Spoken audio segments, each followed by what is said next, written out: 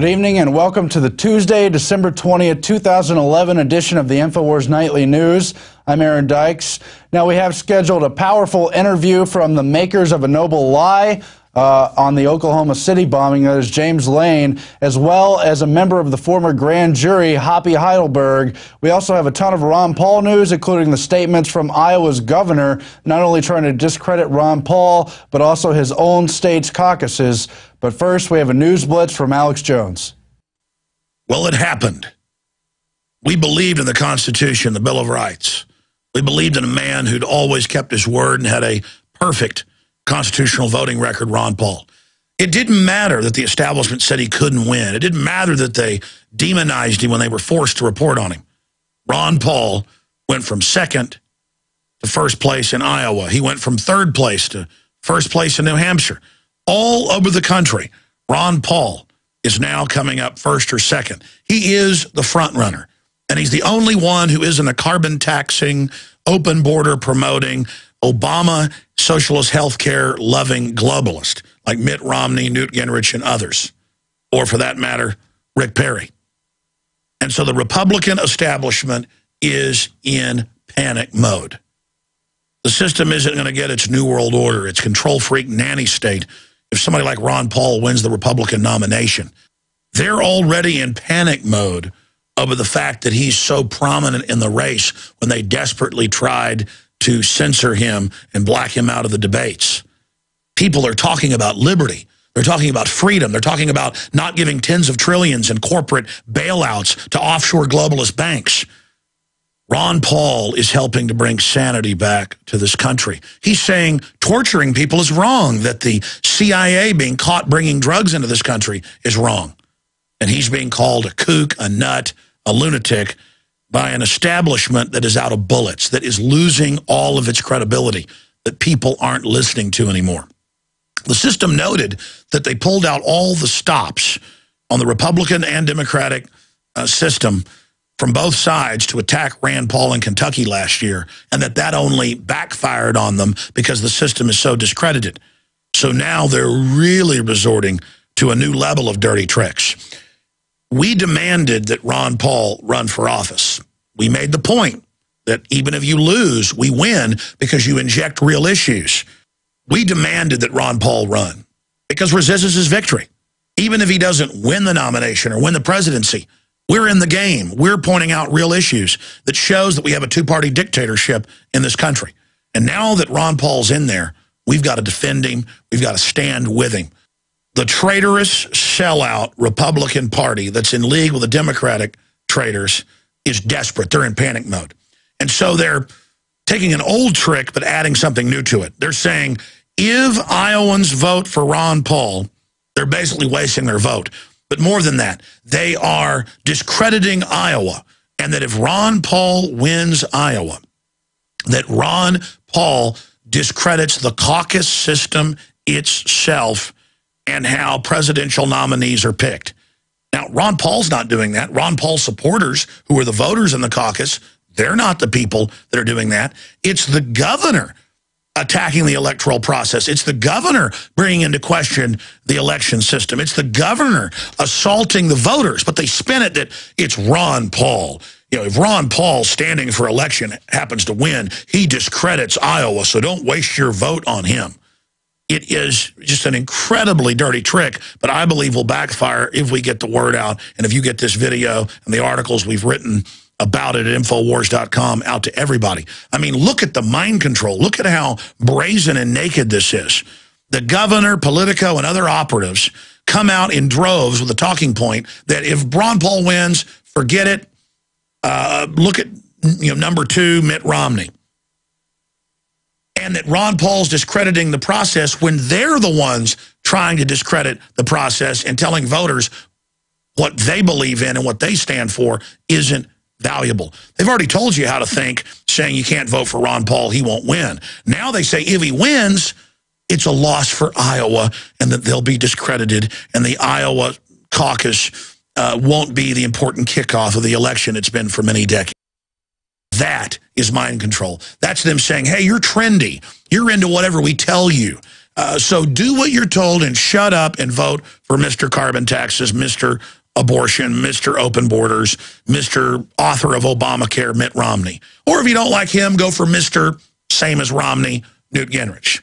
You can't have Ron Paul. The corrupt establishment that's taken this country over is freaking out and really showing their hand right now. And showing that they think if they tell you that our state will be embarrassed if you do this, that you're so weak-minded that you'll go along with that. I want everybody to get this special news report from INFOWARS Nightly News that I'm breaking down right now and get it out to everybody you know because they are scared of him. I mean, here's one of the headlines out of Politico. Will Ron Paul kill the caucuses? And it goes on to say that he's a threat to the state's cherished kickoff status. And if he wins, they're discredited.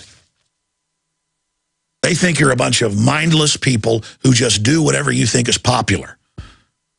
It's all of this peer pressure-driven, advertisement-based bull that has taken us from the most wealthy and most respected country in the world to one of the most indebted and universally reviled and hated because we've allowed criminals to take over our system, because we sit there and let the men in the nice suits tell us how to vote. It is incredible. So get these articles and this video out to everyone you know and point out the arrogance and hubris of the Republican Party that is so scared of Ron Paul. As I told Politico and other publications when Rand Paul was running, I said, don't you get it? The more you demonize him, the more dirt you try to dig up, the more crap you make up, the higher his poll numbers go. And they're doing the same thing with Ron Paul. Now, in closing, the anonymous group says they're going to hack things because they're mad at Ron Paul. That's the feds. But the feds are going to come in and try to oversee it now. So, of course, they can then claim that the hack threw confusion into the vote. So they say Ron Paul won, but is it true? They're doing anything they can to engage in mind control and manipulation. But if you're aware of it, and if you understand the type of staged events they pull off, their power over all of us is broken. Break the trance. Now, continuing with tonight's news report, I want to get into the nanny state because just today I saw this stack of articles in front of me. Every day I see these type of reports and I've almost become numb to it. We cannot let ourselves become numb to it. Remember when they said that they were going to have trash inspectors, that it wasn't going to be associated with fines a few years ago, even though they'd done that in Europe? And even though the company setting it up said that that was part of the model. Look at this headline out of MyFox. Public Works defends fine for not recycling cat litter, $2,000 fine. And what are they doing? They're digging through your trash. Continuing, here is another one. This is out of Queens. Trash can tickets in Queens. They say a little-known law that you have to put your trash cans out at an exact time. Well, residents found that if they put their trash can out 30 minutes early before it's supposed to be out, you put it out when the man says so, they're given a $100 fine. But if you do it a second time, well, it goes up to $1,000. So you'll put your trash can out when your government master says so. Here's another one. Regulators seek ban of cell phone use in cars, even hands-free. Wall Street Journal. Hands-free is completely safe. But they're saying they're going to track with government systems your cell phone use. The police are going to have scanners. And so if they find if your cell phone's in use in the car, why, then you're going to get a big fine. It's all about revenue generation. But remember, as they raise more and more taxes and more revenue, notice everything's falling apart, less and less services, because we're going into austerity. Under the globalist model, they want to destroy us economically. It's in the IMF and World Bank documents that came out in the BBC in 2002. They want to destroy the economy, and they're shutting it down. And no amount of new taxes will ever pay off all these fake debts. It's designed to shut down the economy. It's a monopoly implosion program, just like we see happening in Europe right now. Now, finally, I have this article that a listener mailed us, and you can look at it online and pull it up as well from the Boston newspapers. Lynn woman charged over feeding ducks at park. AP reports an 80-year-old Lynn woman was criminally charged Wednesday because she refuses to stop feeding flocks of ducks and geese that officials, not servants, but officials, say are littering a pond and park with waste. And again, they've always got good reasons for this. Hey, when a cop pulled me over and wanted to check my window tint, I looked at him and I said, you know, MF Global has stolen billions of people's private accounts and won't get in trouble. I said, the government puts sodium fluoride in the water they admit gives you a 7-fold increase in cancer. I said, the government's getting rid of laws so they can put military on the streets. There's all these huge crimes, but all you're allowed to do is run around and raise revenue.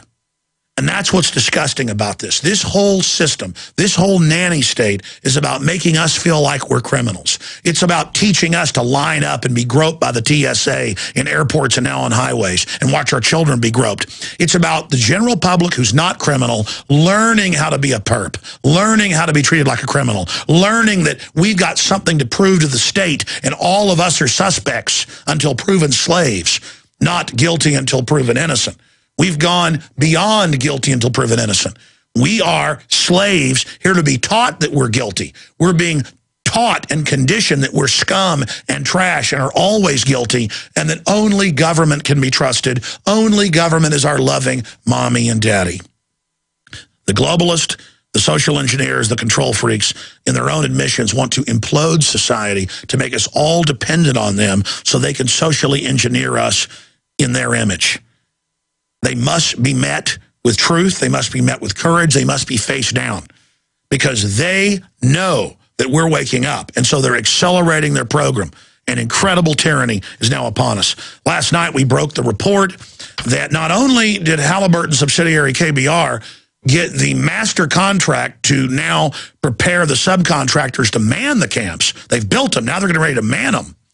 But now we've gotten the master federal bid when they put it out to companies and have direct links to it on homelandsecurity.gov website.